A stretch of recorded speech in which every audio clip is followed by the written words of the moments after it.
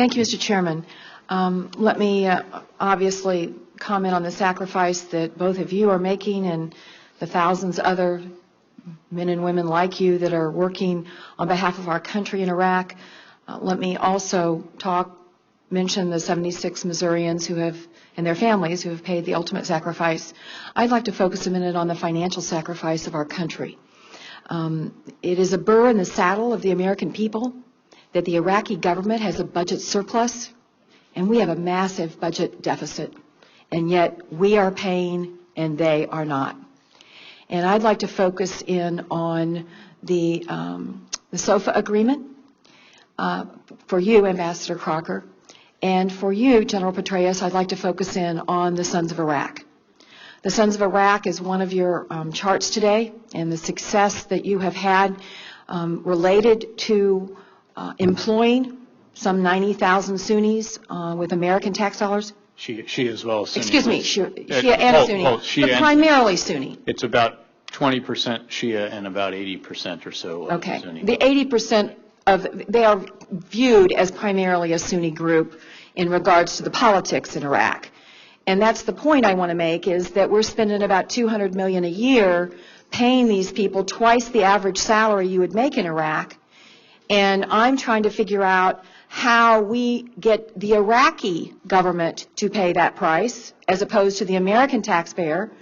Obviously, there was a quote in the Washington Post not long ago from one of these Sons of Iraq that said that they were late in getting their money, and if they're going to be patient, but if they don't get their money quickly, we'll go back, we'll suspend and quit, and then we'll go back to fighting Americans. So we have, paid these folks, and they are not fighting us. But the question is, how long are we going to be paying them in order to keep them from fighting us? And what chances do we have of making the Iraqi government using some of their budget surplus to fight them? And for you, Ambassador Crocker, in Japan and Korea and Germany, which has been referenced in political circles as to our involvement in Iraq long term, in our agreements there, they are offsetting the cost of our bases. Those countries are paying the American government to offset some of the costs of our bases. Are you going to negotiate in the SOFA that the Iraqi government start offsetting some of the costs of our temporary bases that is envisioned that are going to become theirs if and when we ever get out of there?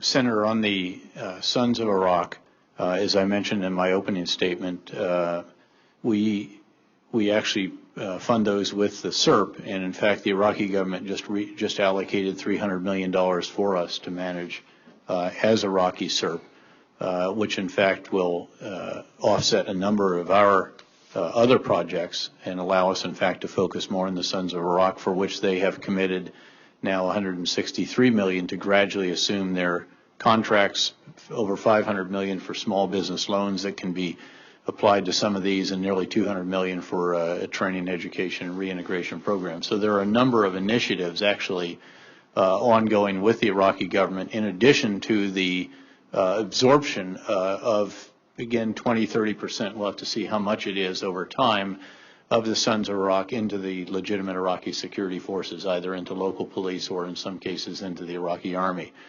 This started in Anbar province, and in fact that's where we have been most advanced in terms of moving them onto the rolls. It's much more challenging, I think understandably so, as you mentioned, primarily a Sunni organization, particularly at the outset, because of course we needed them in areas where Al-Qaeda was originally, these were Sunni areas. And when they moved into locations such as in Baghdad neighborhoods, where we saw the awakening take place in some of those neighborhoods, then you're near Shia-Sunni fault lines. You have much more concern, I think, legitimately on the part of the Shia-led government. They've worked their way through that. There were recently several thousand who were picked up on contract and then transitioned into the Iraqi security forces. So that process is underway, and I think we are seeing more and more and more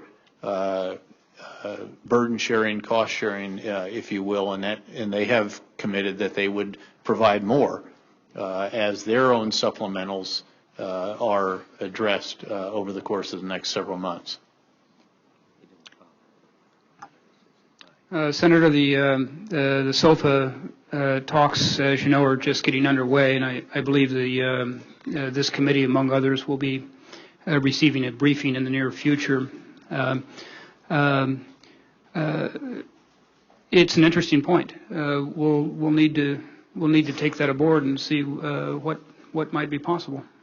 I think it's tremendously important, Ambassador, that we make a good faith effort to begin to force the Iraqi government to start spending their money to support the bases, the temporary bases that we have in Iraq. There's no excuse that the people of Japan and Germany and Korea are helping pay, and the people of Iraq need to be doing the same thing. And if they refuse to, I think that would be a very illuminating point for the American people.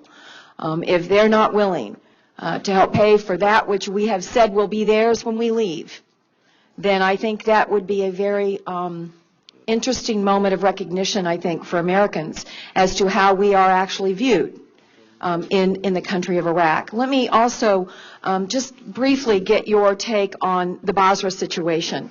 I mean, it is my understanding, and I don't think most Americans hasn't really been, I think, distilled down for most Americans, that really Sadr won politically in terms of the confrontation in Basra, that their willingness to do reconciliation was being played from a winning hand, not from a losing hand, and that this was about the political power of Maliki versus Sadr, and that he won, not Maliki, that it was really one of these moments where Maliki could not deliver any kind of crushing blow to Sadr, and that they really, that JAM really stood down because they had done the political damage they needed to do to Maliki. Is that incorrect? Senator, I would actually give it a different reading. What we've seen since the events in Basra is very broad-ranging political support in Iraq for Maliki. I had mentioned in response to a previous question that last Saturday a group called the Political Council for National Security, this is a body that includes the president, the two vice presidents, prime minister, deputy prime minister, speaker and deputy speakers of parliament, and leaders of all the parliamentary blocs, met and came out with a strong statement of support for the government, and